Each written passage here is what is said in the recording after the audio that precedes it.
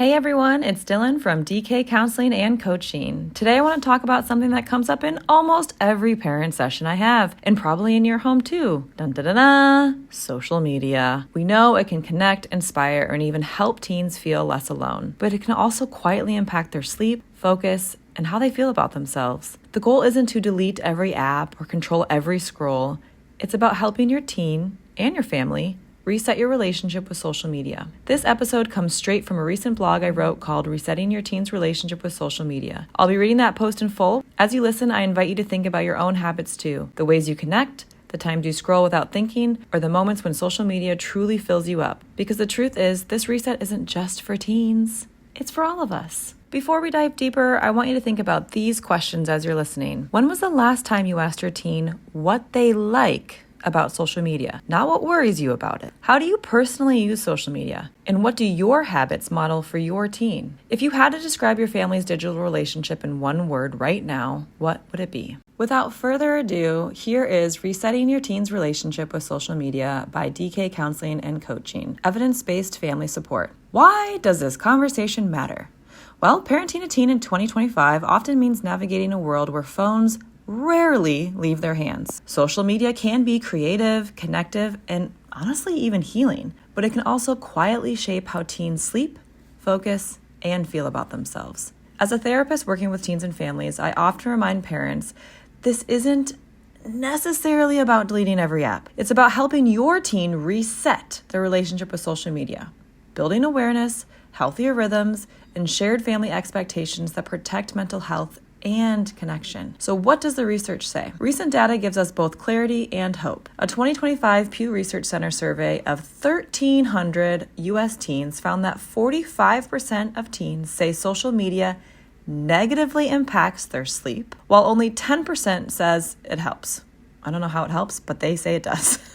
Another report from the same organization found that nearly 9 in 10 teens use YouTube, and over 60% use TikTok and Instagram daily. Sleep research continues to show a clear connection between nighttime social media use and lower sleep quality. In a 2024 meta-analysis of electronic media and sleep, researchers found that higher social media use was linked with shorter sleep duration and increased sleep disturbances, particularly when use happened within 1 hour of bedtime. Similarly, teens with intense or problematic social media use went to bed later and slept less overall. But it's not all bad news, because social media can also support friendships, identity exploration, and emotional validation, especially when teens engage intentionally rather than passively. The key is how, when, and why they use it. So why the reset matters more than restriction. Blanket bans rarely work.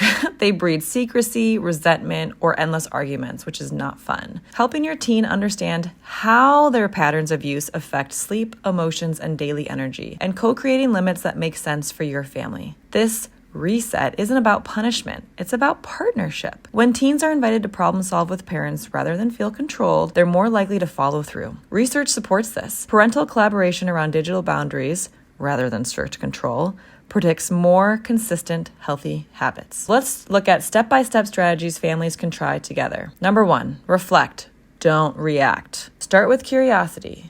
Ask, okay, when do you notice social media making you feel better, and when do you feel worse after scrolling? These conversations encourage your teen to slow down and notice how social media impacts their mood. When they can name emotional triggers, they're better able to set healthy limits and feel calmer online. Feel free to share your answer to this question if they're having a hard time opening up. Number 2, co-create a social media wind-down time. Together, pick a nightly tech taper time, ideally 1 hour before bed. Encourage low stimulation alternatives, reading, journaling, gentle music, or prepping for tomorrow. Keep phones and chargers out of bedrooms whenever possible. A study found that teens with over 4 hours of recreational screen time per day were significantly more likely to report poor sleep and feeling, quote, infrequently well rested. Framing matters. Say, okay, let's just experiment for 2 weeks and see how you feel, instead of no phones after 9 p.m. Number 3, model the behavior yourself. Teens watch more than they listen, as we know. Parents who scroll in bed or answer work emails at midnight send an unspoken message that boundaries are optional. Try family-wide expectations. All phones charged in the kitchen, notifications off after 10 p.m., or a shared screen-free Sunday morning. Number 4, redefine connection. Remind your teen that connecting doesn't always mean responding immediately. They can still be part of group chats, just not at the expense of rest or emotional recovery. Some families create a 24-hour reply rule, allowing teens to catch up without pressure to always be on. Number 5, integrate social media literacy. Teach your teen to notice how algorithms keep them scrolling. Explore together how certain posts, influencers, or apps make them feel. When teens understand that social media platforms are designed to hijack attention, they're more likely to pause, reflect, and disengage when needed. Number 6, focus on replacement, not just removal. Replacing scrolling with something equally engaging, like music, creative projects, reading, workouts, helps break the cycle. It's not about taking something away, but filling that space with something meaningful. The benefits of a healthy reset. Families who approach this collaboratively often notice changes within weeks. Teens fall asleep faster and wake up more refreshed. Morning irritability and mental fog decrease. Fewer parent-teen arguments about screen time occur because expectations feel shared rather than imposed. Teens report feeling more in control of their online habits and less defined by them. Research suggests that this sense of autonomy is crucial. When teens feel empowered to manage social media use, they show higher well-being and lower anxiety. Yay! So how are you going to talk about this with your teen? Use we language, not you language. Example, we've all been on our phones more lately, and I think it's affecting our rest. What if we reset together for a few weeks and see if we feel better? Keep tone curious, not critical.